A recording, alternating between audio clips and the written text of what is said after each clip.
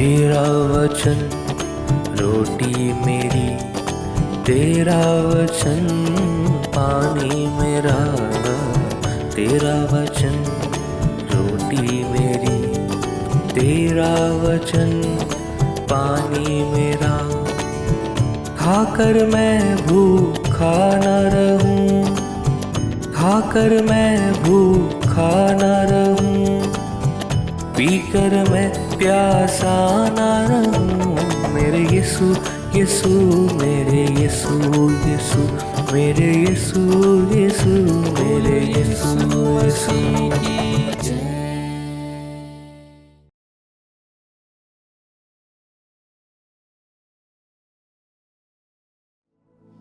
आइए मिल के प्रभु की आराधना करेंगे, गीत को गाएंगे जो आप सभी को आता है। विनती सुन ले यीशु प्यारे, संग रहो महाराज, राखो मोरी लाज।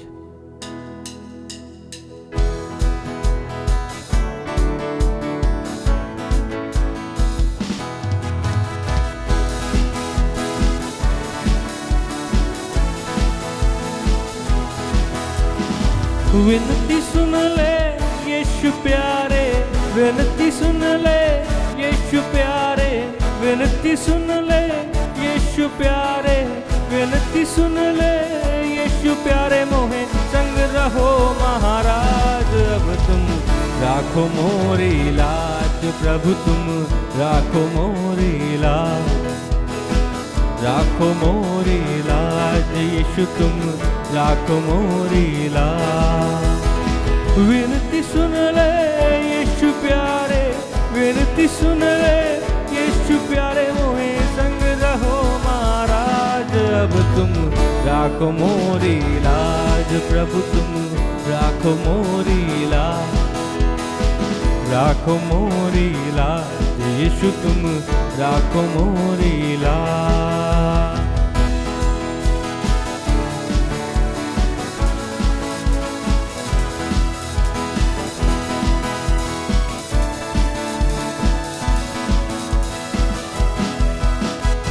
विनती करूं तुमसे करो चोरी, अब तो विनती सुन लो मोरी। विनती करूं तुमसे करो चोरी, अब तो विनती सुन लो मोरी। मोहे आशा लग रही तोरी, मोहे आशा लग रही तोरी। दर्शन दिखा दो आज, अब तुम राखो मोरी लाज। प्रभु तुम राखो मोरी लाज, राखो मोरी लाज। यीशु तुम राखो मोरी लाज।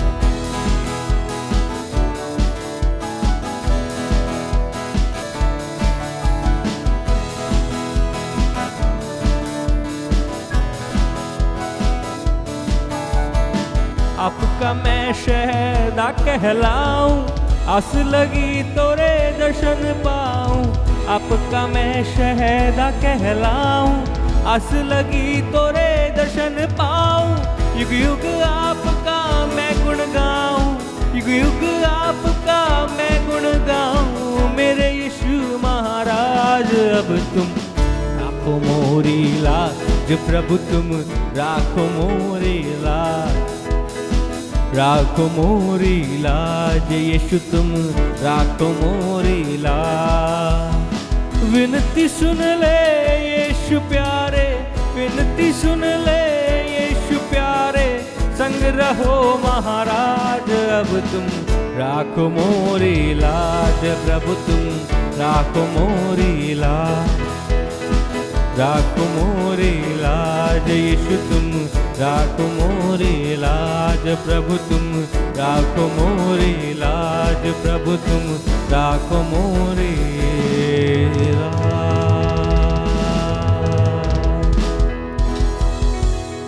राखो मोरी लाज, राखो मोरी लाज। यीशु तुम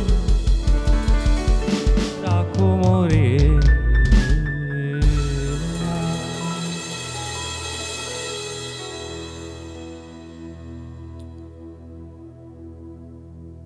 तेरे आसन 'के पास आ कृपा मिलती है। तेरे चरणों के पास बैठूं, शांति मिलती है। तेरे मंदिर में मैं आऊं, तू मिलता है। तेरे आसन के पास आऊं, कृपा मिलती है। तेरे चरणों के पास बैठूं, शांति मिलती है। तेरे मंदिर में मैं आऊं, तू मिलता है। तू ही है यहोवा शालोम, प्रभु मेरी शांति, जो मेरे मन में आए, मसीहा को जान कर। तू ही है यहोवा शम्मा, प्रभु मेरे करीब है। वादा किया है मुझसे, तेरे साथ रहूंगा। तेरे आसन के पास आऊं, कृपा मिलती है। तेरे चरणों के पास बैठूं, शांति मिलती है। तेरे मंदिर में मैं आऊं, तू मिलता है। तू ही है यहोवा रोही, प्रभु मेरा चरवाहा। हरी चराई में चलाता, सुखदाई जल पिलाता। तू ही है यहोवा ईरे, प्रभु जो मुझे देता, जरूरत को पूर्ण करता, महिमा के धन से। तेरे आसन के पास आऊं, कृपा मिलती है। तेरे चरणों के पास बैठूं, शांति मिलती है। तेरे मंदिर में मैं आऊं, तू मिलता है। तेरे मंदिर में मैं आऊं, तू मिलता है। तेरे मंदिर में मैं आऊं, तू मिलता है।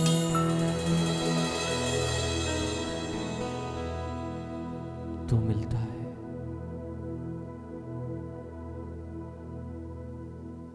तेरे आसन के पास, तेरी उपस्थिति में वो शांति बहती है खुदा, वो सामर्थ बहती है खुदा। हम तेरे शुक्रगुजार हैं तेरी सामर्थ्य उपस्थिति के लिए खुदा।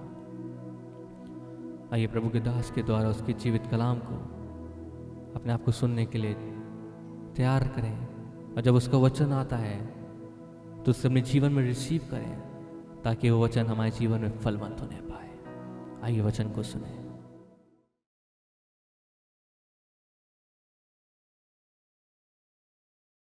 Mount Carmel church Ajmer YouTube channel से जुड़े सभी सब्सक्राइबर और दर्शकों को जल्द आने वाले प्रभु यीशु मसीह के मधुर और मीठे नाम में आज की शाम एक और बार हमारे इस डेली ब्रेड कार्यक्रम में आपका अभिनंदन करते हैं। आशा करते हैं आप अच्छे होंगे और प्रभु ने आपको अब तक संभाला है। आज परमेश्वर के वचन को सीखने और समझने के लिए हम पढ़ेंगे मत्ती रचित सुसमाचार और उसका 23वां अध्याय और उसके 27 पद को और 28 पद को।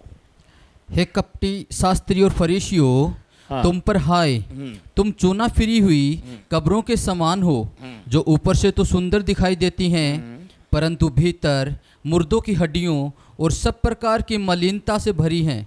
इसी रीति से तुम भी ऊपर से मनुष्य को धर्मी दिखाई देते हो, परंतु भीतर कपट और अधर्म से भरे हुए हो। Hallelujah, praise the Lord. प्रभु को धन्यवाद हो इस सुंदर अच्छे वचन के लिए। प्रभु यीशु मसीह जब अपने देह के दिनों में था तो शास्त्री और फरीसियों से वो बातचीत कर रहा है, और जब वो शास्त्री और फरीसियों से बात कर रहा है तो वो यहाँ पर बोल रहा है कि हे कपटी शास्त्री और फरीसियों, तुम पर हाय। क्या कारण है कि यीशु मसीह बार बार इन शास्त्री और फरीसियों में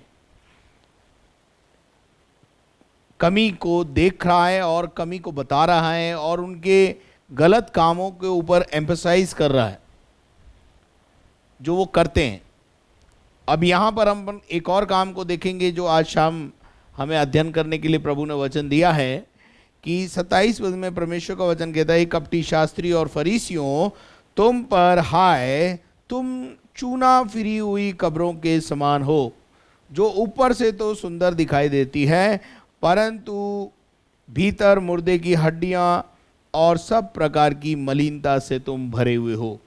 तो हम यहाँ पर देख रहे हैं कि यीशु मसीह जो है इन कपटी शास्त्री और फरीसियों से एक बात और कह रहा है कि तुम पर हाय, क्योंकि तुम चूना फिरी हुई कब्रों के समान हो। यानी ऊपर से हम साफ दिखते हैं, ऊपर से कल शाम भी हमने देखा था कि हम बाहरी सफाई पर, बाहरी जो है रूपरेखा पर, बाहरी सुंदरता पर बहुत ज़्यादा ध्यान देते हैं।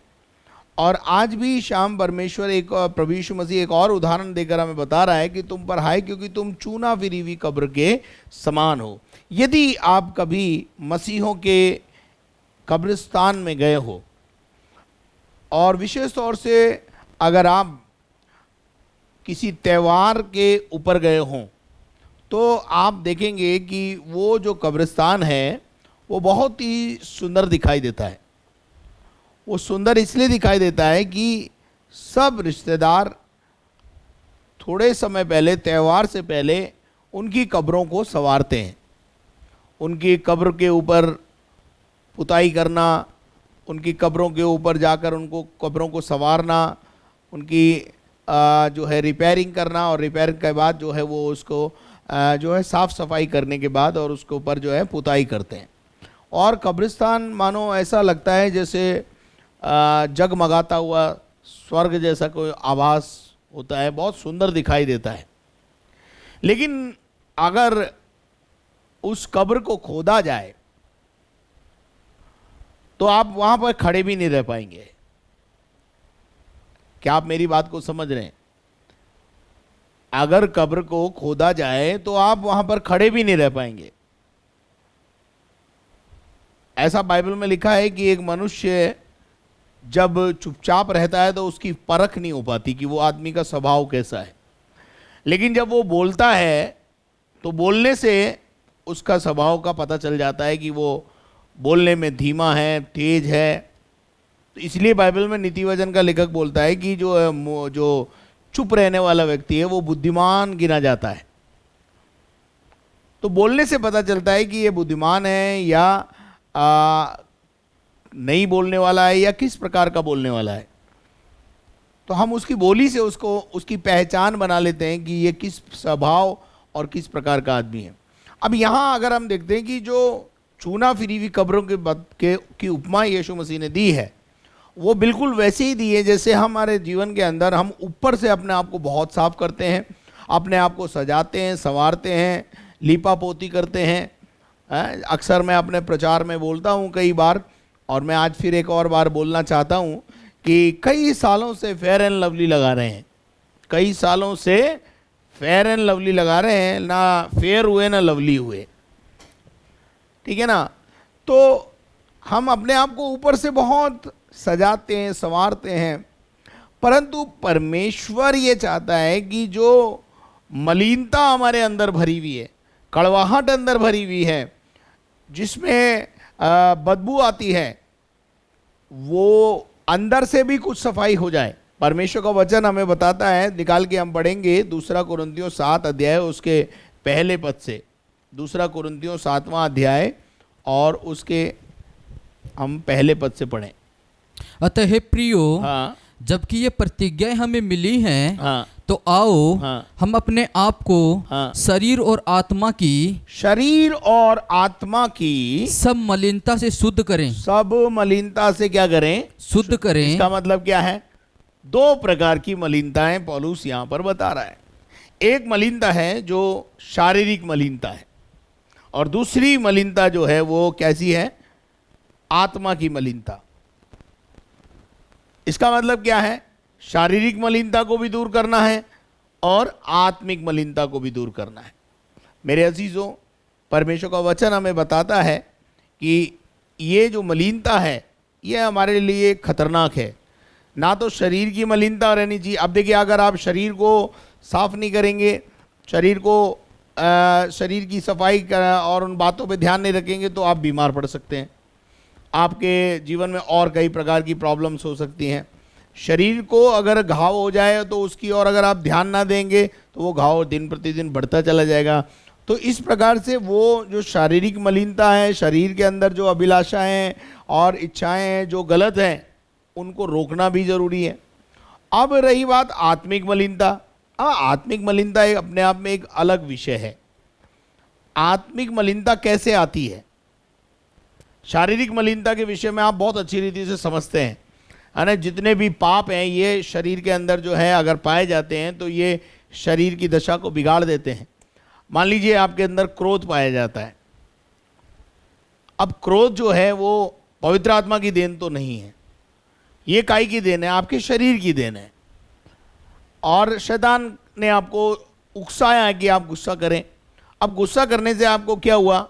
आपका बीपी बढ़ गया, आपकी शुगर फ्लक्चुएट हो गई, और उसका आगे और अगर थोड़ा परिणाम देखें तो आप जो है पैरालाइज हो जाते हैं, ब्रेन हेमरेज हो जाता है और आपको नुकसान पहुंचता है।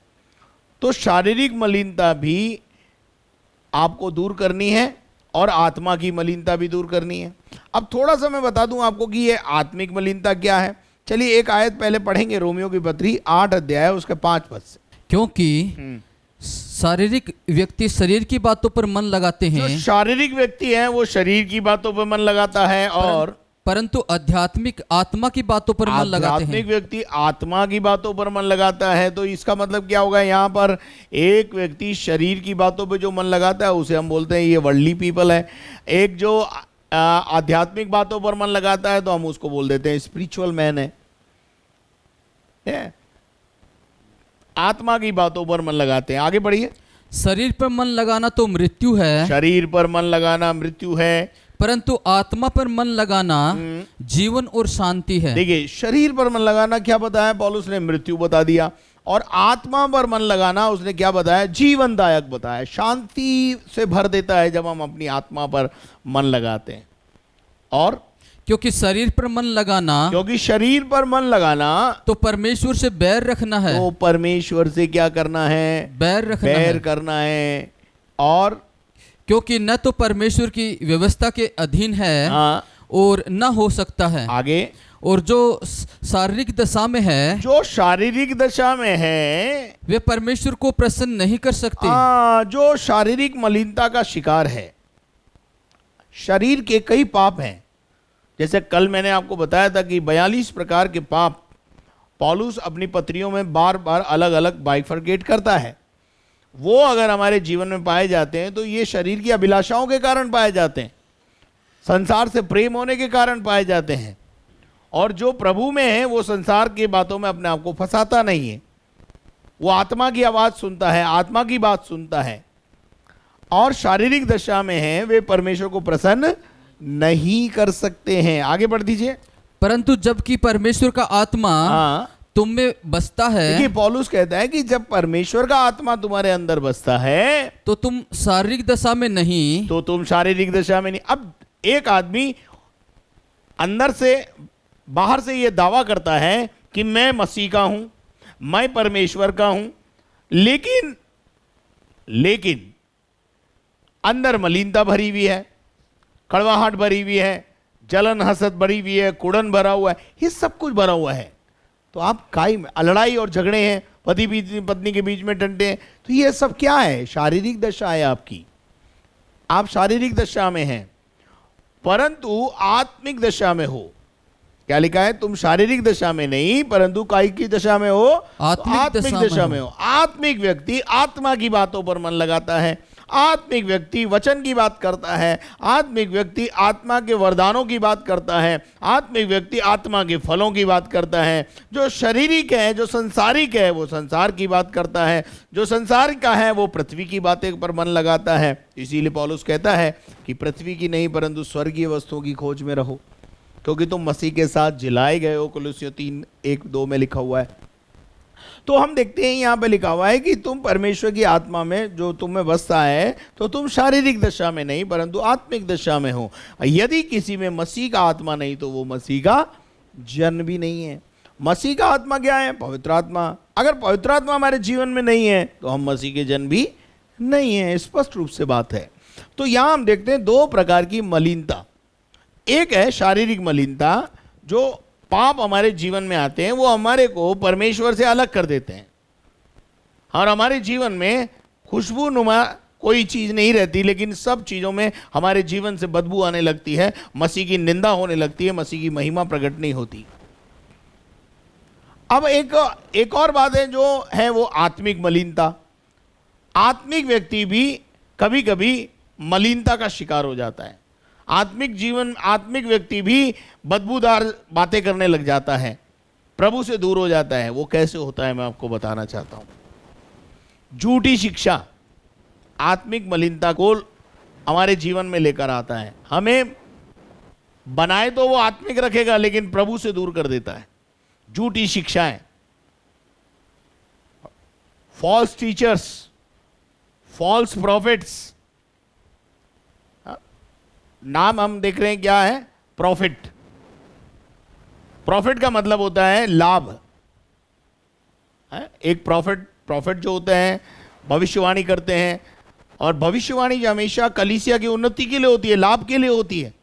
लेकिन आज के भविष्यद्वक्ता जब कलीसिया में आते हैं और भविष्यवाणी करते हैं, उनकी भविष्यवाणियों से कलीसिया को लाभ नहीं परंतु कलीसिया 2 भागों में बढ़ जाती है, 4 भागों में बढ़ जाती है, टूट जाती है। एक विश्वासी जो है अपने अगुवे को छोड़कर प्रॉफिट्स के पीछे भागने लगता है। तो क्या किया आपने उनका ध्यान अपने अगुवे की ओर नहीं लगाकर आपने अब उनका ध्यान अपनी ओर लगा लिया। आज भी बहुत सारे ऐसे प्रॉफिट्स हैं जो अपने आप को प्रॉफिट कहते हैं, भविष्यद्वक्ता जिसको बोलते हैं। वो लोग क्या करते हैं कि जो कलीसिया में लोग हैं उन कलीसिया के लोगों को अपने अगुवे की ओर आकर्षित ना कर होने के लिए और अपनी ओर आकर्षित करने के लिए प्रयास करते हैं। कलीसिया में जब भी कोई प्रॉफिट आता है, कलीसिया की उन्नति के लिए आता है, उसके लाभ के लिए आता है, राज्य के विस्तार के लिए काम करता है। लेकिन आज के प्रॉफिट जो हैं, क्षमा करें मुझे, परंतु आपको चिताना मेरा फर्ज और कर्तव्य है, जितने लोग सच्चे भविष्यद्वक्ताओं की ओर मुड़े हैं उन्होंने तो उनको एक सही दिशा दी है और कहा है कि तुम जिस कलीसिया में हो और अपने अगुवे के साथ बने रहो और आगे बढ़ते रहो। जिस कलीसिया में परमेश्वर ने तुम्हें जोड़ा है उस कलीसिया का भाग बनकर परमेश्वर के राज्य के विस्तार के लिए काम करो। लेकिन झूठे प्रॉफिट्स लोगों को कलीसिया से उठाकर अपनी ओर आकर्षित करके अपना एक अगवा बनाकर, अपना एक पादरी बनाकर एक स्टेशन पर उसको लगा देते हैं और इस प्रकार से परमेश्वर के राज्य का विघटन करते हैं। और आज बहुत सारे लोगों का इसी वजह से, अपने अगुओं से अलग हो जाने की वजह से आध्यात्मिक जीवन खत्म हो गया, पतन हो गया। ये झूठी शिक्षा के कारण हुआ, झूठे भविष्यद्वक्ताओं के पीछे भागने के कारण हुआ। इसको बोलते हैं आत्मिक मलिनता। और बहुत सारे दुनिया में बहुत सारे लोग हैं जो इसके शिकार हैं। मेरे अजीजों, इससे पहले कि मैं और आगे बढ़ूं, मैं आपको पढ़ाना चाहता हूं कि गिनती की किताब 19वां अध्याय और उसके 16 पद को पढ़ें। गिनती की किताब 19 अध्याय उसका 16 पद। वहां पर हम देखते हैं कि एक समय था, पढ़िएगा। और जो कोई मैदान में तलवार से मारे हुओं को, हाँ। या अपनी मृत्यु से मरे हुओं को, हाँ। या मनुष्य की हड्डी को, हाँ। या किसी कब्र को छुए, हाँ। तो 7 दिन तक अशुद्ध रहे। वो 7 दिन तक क्या रहे? अशुद्ध रहे। अशुद्ध रहे। इसलिए ये क्या करते थे? पढ़ देना जरा और आगे। अशुद्ध मनुष्य के लिए हाँ। जलाए हुए पाप बलि की राख में से हाँ। कुछ लेकर हाँ। पात्र में डालकर उस पर सोते का जल डाला जाए। अब यहां पर हम देखते हैं कि जो लोग कब्रिस्तान में आते हैं, तो शायद वो कब्रों को इसलिए संवार देते हैं ताकि जो कोई अगर कब्र को छुए तो नापाक ना हो जाए। परंतु मेरे अजीजों, ये बात पुराने नियम में थी कि कोई अशुद्ध व्यक्ति को ना छुए, मरे हुए व्यक्ति को ना छुए। लेकिन यीशु मसीह ने ऐसा नहीं किया। यीशु मसीह ने इन बातों को तोड़ा। यीशु मसीह ने उस मृतक को, जिसकी अर्थी आ रही थी, उसको छुआ और उसको जिंदा किया। और वो लड़की जो अभी कुछ देर पहले मर गई थी, उसका हाथ पकड़कर उसे कहा, तबीता कूमी, और वो उठ गई। तो मेरा कहने का मतलब यह है कि परमेश्वर ने उस समय के लिए वो बातें की, लेकिन यीशु मसीह इस बात का यहाँ पर विरोध कर रहा है कि ये तुम बाहरी जो सजावट है, बाहरी जो आडंबर है तुम्हारा, ये बंद करो, बाहरी दिखावा बंद करो। ये चूना फिरी हुई कब्रों के समान तुम जो दिखाई देते हो, ऊपर से जो है तुम बड़े बड़े अपने आप को पवित्र होने का दावा करते हो, याजक होने का दावा करते हो, और जो तुम भी लंबे लंबे जो वस्त्रों को पहन करके जो है सड़कों पर चलना चाहते हो और उन लोगों से आदर पाना चाहते हो, ये बंद करो। और परमेश्वर चाहता है कि हम इन बातों को अच्छी रीति से समझें।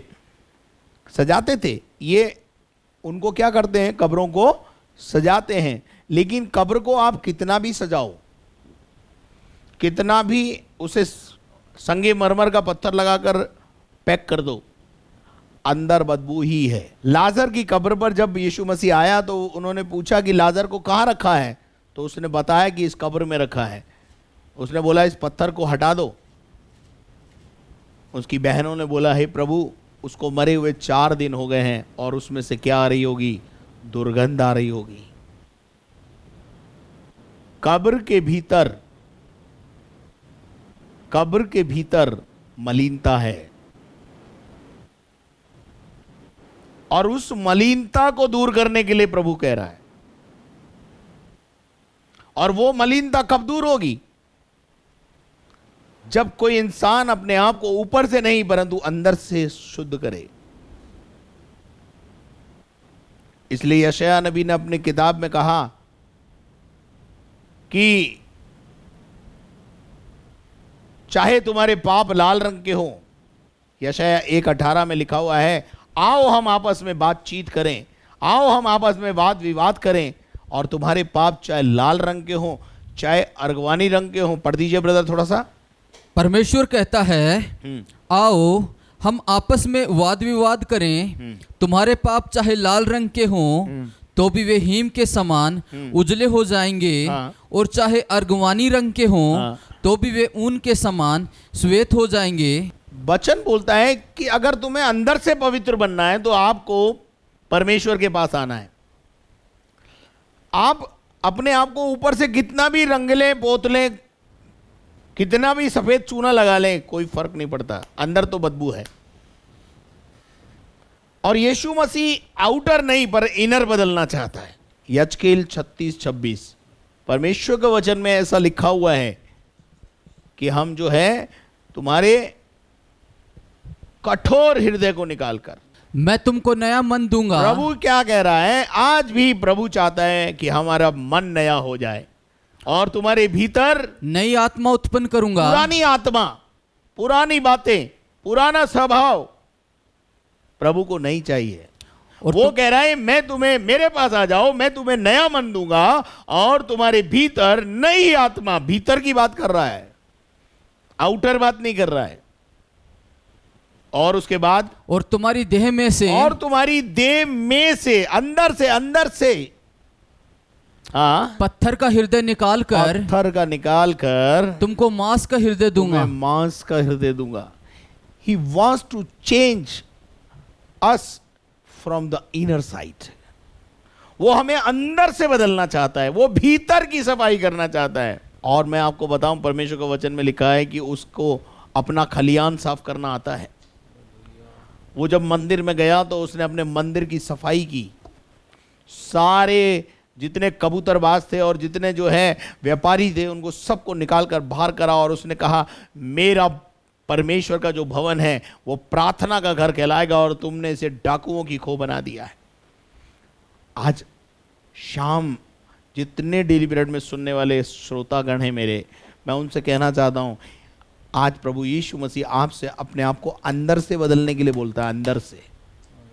क्योंकि जो अंदर कड़वाहट है, अंदर मलिनता है, वो लोगों को बर्बाद कर रही है, आपके जीवन को बर्बाद कर रही है, आपके परिवार को बर्बाद कर रही है, आपके बच्चों को बर्बाद कर रही है और आपको भी बर्बाद करके नरक लेके जा रही है। Change yourself from inside. परमेश्वर के वचन में लिखा हुआ है कि वो बाहरी रूप को नहीं देखता है। कल मैंने परमेश्वर के वचन में से आयत दी थी, मैं आज बताना चाहता हूँ। पहला शमूएल 16 अध्याय उसके 7 पद को फिर से एक और बार मैं आपके लिए पढ़ना चाहता हूँ और मैं आपको बताना चाहता हूँ कि आज की तारीख में लाखों करोड़ों विश्वासी इस चूना फिरी हुई कब्र के समान पाए जाते हैं। जो ऊपर से तो नाम रख लिया है डिसोजा, नाम रख लिया है डेविड सोलोमन, लेकिन काम और एमाल और चरित्र हमारा आज भी मसीह के अनुसार नहीं है। वेश बदला क्या हुआ, दिल को बदलना चाहिए और एक दो बातें नहीं, सब कुछ बदलना चाहिए और सब कुछ बदलने के लिए यीशु से मिलना चाहिए। कपड़े बदलने से काम नहीं चलेगा, अंदर से बदलना है, अंदर से। क्योंकि मलिनता अंदर है, कड़वाहट अंदर है, इनर मैन खराब है। और पढ़िएगा क्या लिखा है, परंतु परमेश्वर ने शमूएल से कहा, परंतु परमेश्वर ने शमूएल से कहा, न तो उसके रूप पर दृष्टि कर, ना तो उसके रूप पर दृष्टि कर और न उसके कद की ऊंचाई पर, ना उसके डील डॉल पर, ऊंचाई पर कर, क्योंकि मैंने उसे अयोग्य जाना है। मैंने उसे अयोग्य ठहरा दिया है। क्योंकि परमेश्वर का देखना, परमेश्वर का देखना मनुष्यों का सा नहीं है। मनुष्य का सा नहीं है। तुम बहुत अपने आप को सजाते हो, संवारते हो, कब्रों को संवारते हो। आप त्योहार पे जाइए, कभी मसीहों के कब्रिस्तान में जाइए आप, और आप देखिए उस मसीह कब्रिस्तान का त्योहार पे क्या हाल होता है। गुड फ्राइडे जो रिजरेक्शन डे आता है उस पर उससे उस समय जाइए, या फिर वो जो 2 नवंबर मुर्दों का दिवस बनता है उस समय जाइए, या फिर 25 दिसंबर जो क्रिसमस बनता है उस समय जाइए, और उस समय आप जाकर के देखेंगे उनके घर की सफाई हुई हो या नहीं हुई हो, कब्रिस्तान की सफाई इतनी ज़बरदस्त होती है और इतना सजाते संवारते हैं, इतनी फूल मालाएं उन पर डालते हैं, मानो पता नहीं क्या है, मानो ऐसा प्रतीत होता है जैसे उनका रिश्तेदार अभी भी वहाँ है। मैं मानता हूँ कि हमारे जो इमोशंस होते हैं वो जुड़े रहते हैं, परंतु मेरे अजीज़ों, उस कब्र को यदि खोद कर देखा जाए तो सिवाय स्मेल, बैड स्मेल के वहाँ कुछ भी नहीं है। और आज मैं आपको बताना चाहता हूँ कि आज लाखों करोड़ों विश्वासी जो अपने आप को विश्वासी कहने का दावा करते हैं, वो अंदरूनी मलिनता से भरे हुए हैं। प्रभु आज कह रहा है कि तुम ऊपर से अपने आप को सजा लिया, संवार लिया, तुमने विश्वासी का लेवल लगा लिया, ठप्पा लगा लिया तुमने अपने ऊपर, लेकिन तुमने अभी तक भी जो है कड़वाहट नहीं छोड़ी, ईर्ष्या नहीं छोड़ी, जलन नहीं छोड़ी, हसद नहीं छोड़ी। इन बातों में आज भी तुम उलझे हुए हो और तुम्हारे अंदर से बैड स्मेल आती है। मलिनता से भरे होने का मतलब है दूसरों के लिए आशीष का कारण नहीं बने आप मुझे एक बात बताइए, किसी कब्र में से या किसी जगह पर बदबू आएगी, आप कितनी देर वहां पर ठहर पाएंगे? आप तुरंत वहां से जाएंगे। आज बहुत सारी कलीसियाओं में से लोग ठोकर खा के चले जाते हैं, निकल जाते हैं। कारण क्या है? मलिनता, विश्वासियों की मलिनता, पासबान की मलिनता, आपस में लड़ाई और झगड़े, फसाद, ये सब चीजें हमारे कलीसिया में आज भी राज्य कर रही हैं। क्यों कर रही हैं ये बात बताऊं मैं आपको। हम मसीह की शिक्षा में गहरे नहीं उतरे, हम ऊपर ऊपर पपोलते रहे। कोई गलती कर रहा है तो भी ठीक है जी, किसी ने आके कन्फेस किया कि मैंने कल दारू पी करके बहुत मारपीट किया, तो उसको जो है सजा दी, बोले वे भैया पीनी है तो घर में पी लिया करो बेटा, जाकर के बाहर मारपीट मत किया करो। आपने उसको क्या किया? एक और मलिनता का रास्ता बता दिया, बने रहो उस पाप में। जबकि कहीं कहना क्या चाहिए था कि बाइबल 75 जगह शराब नहीं पीने की सलाह देती है और तू क्यों पी रहा है? आज कहां हैं ऐसे अगुवे जो किसी विश्वासी का पाप उसे बता सकें? और कहां हैं ऐसे विश्वासी जो परमेश्वर के दास के कहने के बाद दाऊद के मानिंद पश्चाताप कर लें? गलती तो दाऊद से भी हुई थी, पर जब नातान ने जाकर उसको अपनी गलती का एहसास कराया, और अगर आज का पास्टर नातान बनने की कोशिश करे तो उसका वध कर देते हैं, उसको अपने जीवन से निकाल देते हैं, उसको डिलीट कर देते हैं, उसके लिए फेसबुक पे नाना प्रकार की और बातों को लिख करके उसे डिस्करेज करते हैं। अपनी गलती कभी नहीं मानते, लेकिन दाऊद ने अपनी गलती मानकर उसे छोड़ दिया, उस पर दया हुई। तो अंदर की मलिनता को दूर करने के लिए आज शाम प्रभु हमसे कहता है, वो कहता है बाहरी मनुष्य को मैं नहीं देखता, परंतु मैं क्या देखता हूं, मनुष्य तो बाहर देखता पर मेरी दृष्टि मन के अंदर है। आपके मन में क्या भरा हुआ है? आपके अंदर क्या है? कब्र के अंदर क्या है? आपने उसे ऊपर से तो सजा लिया, लेकिन कब्र के अंदर भीतर क्या है? 28 पद को अगर हम वापस पढ़ेंगे, इसी रीति से तुम भी ऊपर से मनुष्य को धर्मी दिखाई देते हो, ऊपर से चोगा पहन लिया है, परंतु भीतर कपट। परंतु भीतर क्या भरा हुआ है तुम्हारे? कपट। कपट और अधर्म से। अधर्म का मतलब होता है पाप से, गलत कामों से तुम भरे हुए हो। मेरे अजीजों, परमेश्वर का वचन हमें सिखाता है कि हमें ऐसा नहीं करना है। 2 कुरिन्थियों 10वां अध्याय और उसका 7 पद पढ़े। तुम उन्हीं बातों को देखो, हाँ, उन्हीं बातों को देखते हो जो आंखों के सामने हैं। हाँ, जो आंखों के सामने हैं, तुम उन्हीं बातों को देखते हो जो तुम्हारी इस फिजिकल आईज से तुम देख पाते हो। यदि किसी को अपने पर यह भरोसा हो, यदि किसी को अपने ऊपर यह भरोसा हो कि मैं मसीह का हूं, तो वह ये भी जान ले, कि जैसा वह मसीह का है वैसे ही हम भी हैं। इसका मतलब क्या है? पौलुस क्या बोल रहा है मालूम है? तुम दूसरे को हकीर मत समझो। कई बार हम अपने स्पिरिचुअल प्राइड हमारे अंदर होता है, आत्मिक घमंड होता है। अरे अगर तुम मसीह के हो तो हम भी मसीह के हैं ना। बड़े बड़े कलीसिया के जो फादर, पादरी, पास्टर, बिशप होते हैं, वो छोटी कलीसियाओं को या पैरा चर्चेस को क्या कहते हैं मालूम है?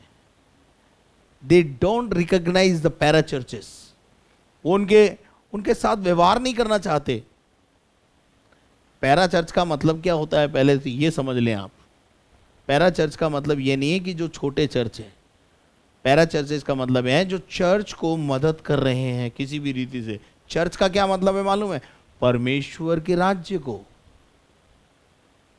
चर्च का मतलब ये नहीं है कि किसी पर्टिकुलर किसी चर्च को, जो भी परमेश्वर के राज्य के विस्तार के लिए काम कर रहा है, वो एक पैरा चर्च की अवस्था में पाया जाता है। लेकिन ये जो छोटी छोटी मंडलियां परमेश्वर के राज्य के विस्तार के लिए काम कर रही हैं, उसे तुच्छ जानते हैं। मैं बहुत स्पष्ट बोल रहा हूं यहां से, क्योंकि मैंने बहुत भुगता है ये। जैसे तुम मसीह के हो वैसे हम भी मसीह के हैं मेरे अजीजों। एक और आयत मैं आपके लिए पढ़ना चाहता हूं, 2 तीमुथियुस 3 अध्याय उसका 5 पद। 2 तीमुथियुस 3 अध्याय उसका 5 पद। वे भक्ति का भेष तो धरेंगे, वे भक्ति का भेष तो धरते हैं, पर उसकी शक्ति को न मानेंगे। उसकी शक्ति को मानने के लिए तैयार नहीं है। ऐसों से परे समझ रहना। में आ गया है, यीशु मसीह चमत्कार करता है, यीशु मसीह चंगाई देता है, यीशु मसीह छुटकारा देता है। यीशु मसीह ने मेरे जीवन में बड़े बड़े चमत्कार किए, आपके जीवन में भी कई बार बड़े बड़े चमत्कार प्रभु यीशु ने किए। लेकिन आपने भक्ति का भेष धारण कर रखा है, लेकिन उसकी शक्ति को मानने के लिए तैयार नहीं है। हाथ से कुछ समय लोग ऐसे भी बोलते हैं कि आज चमत्कार नहीं होते, आज की तारीख में बीमार चंगा नहीं होता, आज की तारीख में मुर्दे जिलाए नहीं जाते, और आज की तारीख में ऐसा नहीं होता। कल मेरे पास एक भाई आए और मुझसे कहा कि मैंने किसी एक मरे हुए व्यक्ति के लिए प्रार्थना किया, एक मरी हुई लड़की के लिए उन्होंने प्रार्थना किया और वो लड़की जीवित हो गई। मैंने इस बात पे विश्वास किया क्योंकि मैं जानता हूं यीशु मसीह ये काम करता है। मैंने इस बात पे विश्वास किया और मैं प्रभु को धन्यवाद भी दिया कि परमेश्वर ने परमेश्वर के दास को इस्तेमाल किया, कि उसकी महिमा प्रकट हुई। लेकिन क्या आप मानने को तैयार हैं? आप नहीं मानेंगे, because you under estimate your God. आप उसे ऐसे ही मानेंगे। वहां लिखा है वे भक्ति का भेष तो धरेंगे परंतु उसकी शक्ति को ना मानेंगे। अब ये शास्त्री और फरीसी क्या धरे हुए हैं? भक्ति का भेष। उनके सामने कौन खड़ा हुआ है? यीशु जो परमेश्वर का पुत्र है, यीशु जो जगत का उद्धार करता है, यीशु जिसके बारे में यशायाह ने कहा है, लेकिन मानने को तैयार नहीं है। They are not ready to accept Jesus Christ as a personal saviour. और बाइबल बोलती है ऐसों से परे रहो भैया, जो झूठी शिक्षाओं में अपना जीवन व्यतीत करते हैं। मानते हैं वो कि यीशु ने काम किया, लेकिन उसकी शक्ति को फिर भी नहीं मानते। पहला पत्रस 3 अध्याय उसका 3 पद। तुम्हारा श्रृंगार दिखावटी न हो, अर्थात बाल गूंथने और सोने के गहने पहनना, या भांति भांति के कपड़े पहनना, और वरन तुम्हारा छिपा हुआ यानी इनर मैन और गुप्त। देखिए इंग्लिश में बिल्कुल लिखा हुआ है, instead it should be that of your inner self. Inner गुप्त मनुष्यता, अंदर का रूप, नम्रता और मन की दीनता और अविनाशी सजावट से सुसज्जित हो। मैं आपको बताना चाहता हूं विश्वासी का गहना क्या है। विश्वासी का गहना सोना नहीं है, चांदी नहीं है। विश्वासी अपने आप को वचन से सुसज्जित करे, विश्वासी अपने आप को प्रार्थना से सुसज्जित करे, विश्वासी अपने आप को आत्मा की जो फल हैं उनसे सुसज्जित करे, फलों को अपने जीवन के अंदर प्रकट करे इनका, क्योंकि परमेश्वर की दृष्टि में इसका मूल्य बड़ा है। आप फैशन पर कितना खर्च करते हैं? मूल्य की जहां बात आई तो फैशन पर आप कितना खर्च करते हैं, और परमेश्वर के अंदर से अपने आप को अंदर से बदलने के लिए आप कितना खर्च करते हैं? बाहरी शारीरिक संसारिक चीजों पर को सुसज्जित करने के लिए आप कितना खर्च करते हैं? आपके घरों में अगर आप देखें, इंटीरियर और आउटर डेकोरेशन को देखें तो बहुत ज्यादा है, ठीक है ना? लेकिन आपने क्या अपनी आत्मा पर भी इतना खर्च किया है? आत्मा को बचाने के लिए, आत्मा को सुसज्जित करने के लिए। तो परमेश्वर का वचन हमें बताता है कि हम आज इस बात को सीखें कि हमको अंदर से बदलना है, अंदर की मलिनता को साफ करना है, अंदर जो जो खमीर पाया जाता है उसको निकालना है। परमेश्वर का वचन हमें बोलता है कि हम अंदर से जो खमीर है हमारे अंदर, हम उसको निकाल कर दूर करें, क्योंकि वो खमीर हमारे को बर्बाद कर रहा है, वो हमारे जीवन को नष्ट कर रहा है। मेरे अजीज़ों, अगर हम ऐसा नहीं करेंगे तो एक दिन हम बहुत बुरे पछताएंगे और बहुत दुखी और परेशान होंगे कि परमेश्वर हम पर हमारी मदद कर। मैं आपको बताना चाहता हूँ, पढ़ेंगे हम 1 कुरिन्थियों और उसका 5वां अध्याय और उसके 6 पद से पढ़ते हैं। तुम्हारा घमंड करना अच्छा नहीं। क्या तुम नहीं जानते कि थोड़ा सा खमीर पूरे गूंदे हुए आटे को खमीर कर देता है, पूरे गूंदे हुए आटे को बर्बाद कर देता है। पुराना खमीर पुराना निकालो, अपने आप को शुद्ध करो। अपने आप को शुद्ध करो। कहां से शुद्ध करना? अंदर से, अंदर से, अंदर से अपने आप को शुद्ध करो कि नया गूंदा हुआ आटा बन जाओ। और आगे, ताकि तुम अखमीरी हो, ताकि तुम अखमीरी हो जाओ। और क्योंकि हमारा भी फसह जो मसीह है बलिदान हुआ है। आगे आगे, इसलिए आओ हम उत्सव में आनंद मनावें। उत्सव में आनंद मनाएं, न तो पुराने खमीर से, आप सुन लेना, और ना तो पुराने खमीर से, और न बुराई से, और दुष्टता के खमीर से, दुष्टता के खमीर से, परंतु आज शाम सिधाई और सच्चाई की अखमीरी रोटी से। काश खुदा आपको अखमीरा बना दे, खमीर नाम की कोई चीज आपके अंदर ना पाई जाए। अच्छाई का खमीर आप में भरपूरी से काम करने पाए, मसीह का खमीर, मसीह आपके जीवन में काम करने पाए, यीशु का लहू आपको शुद्ध करने पाए। परमेश्वर ऐसा करके आपको बल, शक्ति और सामर्थ्य दे और आप इनर मैन को साफ कर सकें। आइए प्रार्थना करें। धन्यवाद करते पिता, तूने हमारी प्रार्थना को सुना है। तेरे बेटे यीशु मसीह के नाम से मैं इनको आशीष कहता हूँ खुदा। और आज की शाम हम अपने आप को अंदर से साफ करें प्रभु, इनर मैन साफ हो जाए प्रभु जी। प्रभु, लेकिन हम हमेशा आउटर को सजाने में लगे रहते हैं प्रभु जी। लेकिन आज शारीरिक मलिनता और आत्मिक मलिनता, 2 प्रकार की मलिनताएं जीवन में पाई जाती हैं, उनको दूर करके तेरे पास नया गूंधा हुआ आटा बन करके तेरे पास आए प्रभु यीशु के नाम से। हम उन तमाम बीमारों के लिए प्रार्थना करते हैं जो बीमार हैं, उन्हें छू के चंगाई दीजिए। और विशेष तौर से प्रभु जिनके आज जन्मदिन है और जिनके आज मैरिज एनिवर्सरी, उन्हें आशीष दीजिए। हम घटें और आप बढ़ें प्रभु, यही जीवन की इच्छा अभिलाषा है। सारी महिमा तुझे देते हुए प्रार्थना को आपके पुत्र और हमारे जिंदा खुदावंद यीशु मसीह के जलाली और सामर्थी नाम से मांगते हैं, आमीन। और अब हमारे खुदावंद यीशु मसीह का फजल, खुदा बाप की मोहब्बत, पाक रूह की रिफाकत और शराकत अब से लेकर हमेशा तक हम सबों के साथ हमेशा तक होती रहे। और हम सब बोलें आमीन। Thank you very much and may God bless you. यदि आपने हमारे चैनल को सब्सक्राइब नहीं किया तो जल्दी से आप उसे सब्सक्राइब करें, बेल आइकन को दबाएं, शेयर करें और लाइक करें।